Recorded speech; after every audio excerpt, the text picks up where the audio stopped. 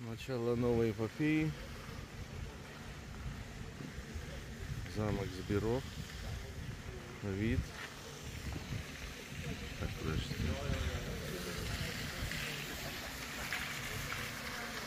Люди, фонтан, замок. Пушка. Щепушка-бомба. Вот так вот замок. И вот такие места.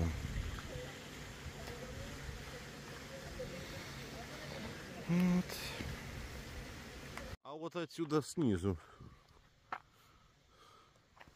видно замок Збиров. Пока такие виды показываю. Збиров. И все расскажу попозже, если все получится. Вот снизу вверх. Вот как могли, чтобы его покорить, лезть к ядрене фени. Вот бойцы вообще не могли. Вот так. Ну, сейчас этот замок переставлен, такой типа дворец, полудворец, что-то такое. Ну, в ренессансном виде. Так что продолжим. Výroční, kterému dnes budeme předávat diplomy, tak v kontextu toho, kolik je v České republice zdravotníků, pořád platí, že jste velmi vzácní a že vás je opravdu relativně velmi málo. Chci říct, že v tuhle chvíli jste se přišli a máte možná takový pocit, že končí to naše studium, ale zároveň bych řekl, že také všichni tušíte, že Těší mě, když od neekonomů přijde zájem o ekonomii.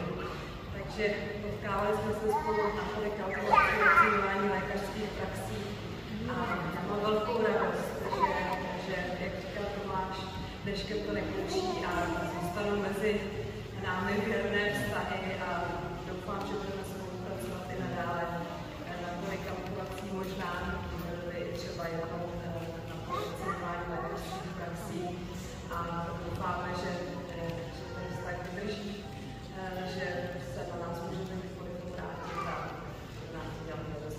Děkuji za pozornost na hodinách, byli jste účastní, děkuji za vaše dotazy a práce s vámi.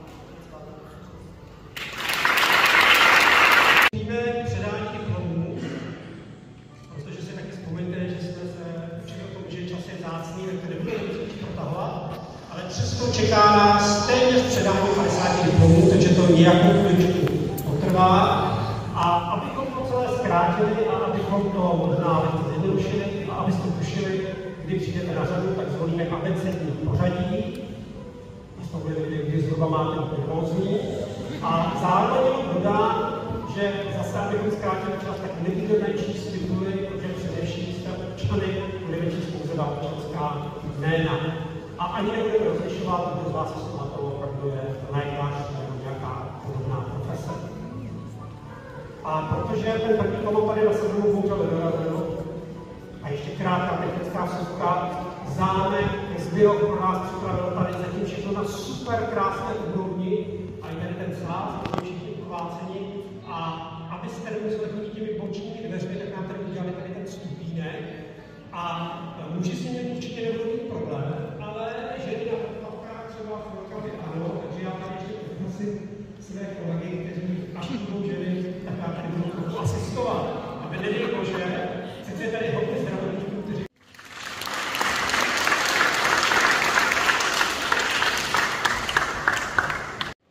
Вот и все. На замке Збиров произошло основное событие, для чего я сюда приехал. Получил диплом. Вот такой вот диплом. Вон там на сцене еще находятся эти преподаватели, сфоткаются со студентами, вон с дипломами. И вот я тоже с дипломом. Не пойду, еще будет это на улице общая фотка еще, поэтому еще через 5 минут. Так что все, я выпускник. Все, еще раз покажу. Вот.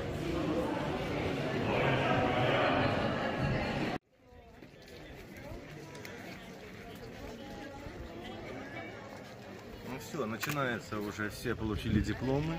начинается на замке вот движение. Выпускники с родственниками через полчасика, 15 минут, начнется, как это называется, раут, вечеринка.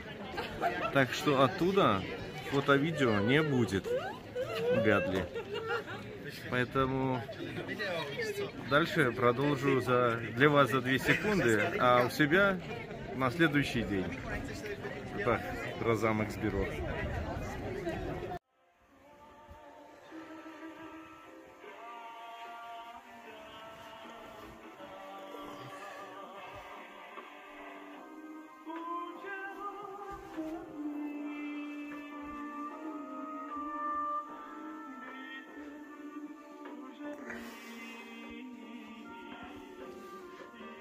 Утро в Збірогі. Не видно за стеклом, а там моя машина стоит. Вот там Збіров. Тут под крышей замка спал. Сразу начинаем вот так. Через 2 секунды, оп, сразу утро.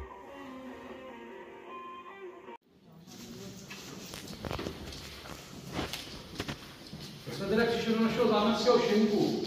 Tady se můžou akce na oslavě narozenin, nějaké večeře a tak dále. Ale když se modíme naše návštěvníky, abychom jim ukázali, jak Alfons Mucha tady tvořil slovanskou epopej. Víme, že tady pobýval přibližně od roku nebo se zámku stává velice té zemské vězení. A 6 pánů, kteří nebyli popraveni na Staroměstském náměstí, oni dostali od tehdejšího císaře Ferdinanda Habsburského, dostali jakousi milost, dostali.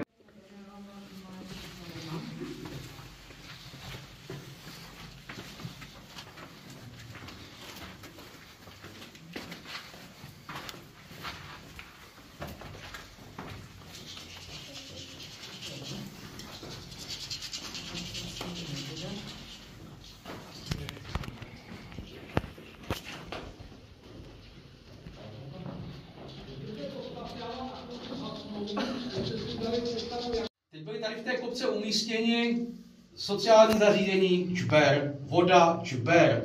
2krát za den jim želázník přinese jídlo. Louče tady už nepoužívají, protože jim to ubíral mysli. Vemte si to, že jich tady bylo 5. Takže docela luxus. Ovšem ten želázník nechodil takhle po těch schodech, jako jsem přišel já, ale tady vlastně původně.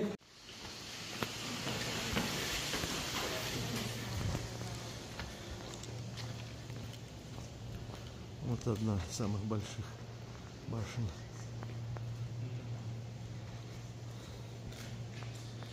В Европе и в Чехии.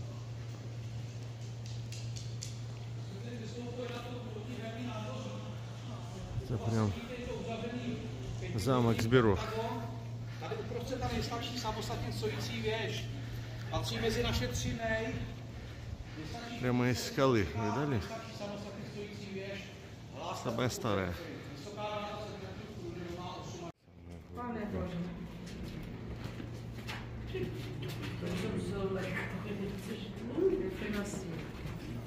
Je tam voda. Если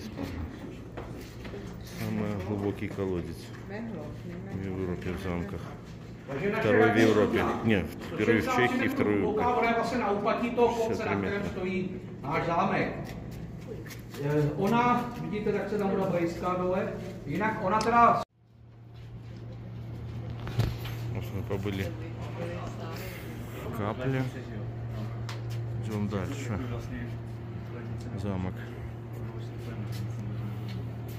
Башню фигачим. Tam jsem přijel ten vlastně 7. kníže, který vlastně předal zámek Збіров za korunu městu. Tam umírá v roce 1298. Tady potom vidíte ty rybníky, co tady zakládají Rožmberkové, potom jsou tam vzadu směrem D500. Jinak my jsme tedy na panství Kole do Mansfeldů a vlastně dneska co jim jediný chybí jim ten zámek. To je 63 hektarů. Jinak Kole do Mansfeldské panství je mezi trojúhelníku mezi Rokycany, Dobříší a Zbirovem. To jsou všechno rybníky, které si Kole do Mansfeld. Tady tak takhle tímto směrem přibližně Křivoklát, asi 21 km. Takhle zase tam potom na ten jihovýchod směr ku Praze je hrad Tučník, takže vrát, ten Tučník je tady nahoře. Jinak právě Tučník byl vlastně oblíbeným hradem Václava IV. Ten tam utíkal před varavskými povinnostmi. No a dřív byla ta krajina trošku jiná, takže prý se údajně dávali jakési znamení mezi Zbirohem a Tučníkem. Když šel z Prahy panovník, tak se tady strašilo, že by se náhodou mohl přijet, anebo naopak, když se bouřili Germáni, tak jsme zase mi dávali signál na Tučník. Rozdělovník mezi Křivoklátským lesy a Brdy. No a vlastně patřím ještě do Bříž, jo, takže vlastně tam je třeba ten rybník Papež. Když jdete po R4, tak uvidíte po pravý ruce. No a jinak tady mají sádky vlastně na těch rybnících směrem, kde je 500, tady se taky o Vánoce prodávají ryby. Říká se, že tady máte rybu z rodou. Takže tolik. Вот там он, блин. Proč to nejde? А что, идем дальше-то?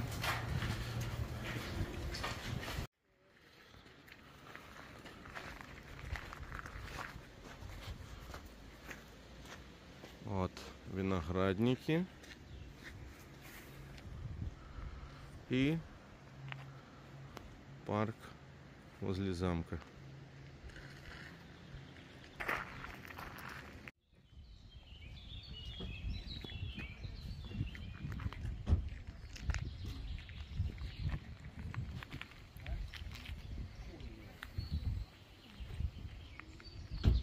Потихонечку подходит к концу моего путешествия.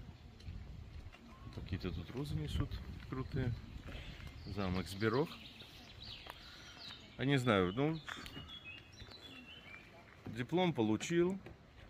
На самый большой колодец в Чехии посмотрел, замоцкий. И он второй по размеру в Европе. Самую старую башню тоже посмотрел. Самостоятельно стоящую в замке. Что еще тут такое было? Ну, конечно, тут много. Альфонс Муха тут показывали много, но там, к сожалению, не разрешили показать на закрытом этом замке, на экскурсии. Не разрешили фотографировать. Может, каких-то еще алтарь, может, каким-то бандитским способом сфоткал, а так видео, конечно. Очень приятно, очень классно получилось все. И как бы и диплом получил, и прикольный замок посмотрел. Пожалуйста, вопросы, предложения. Пока.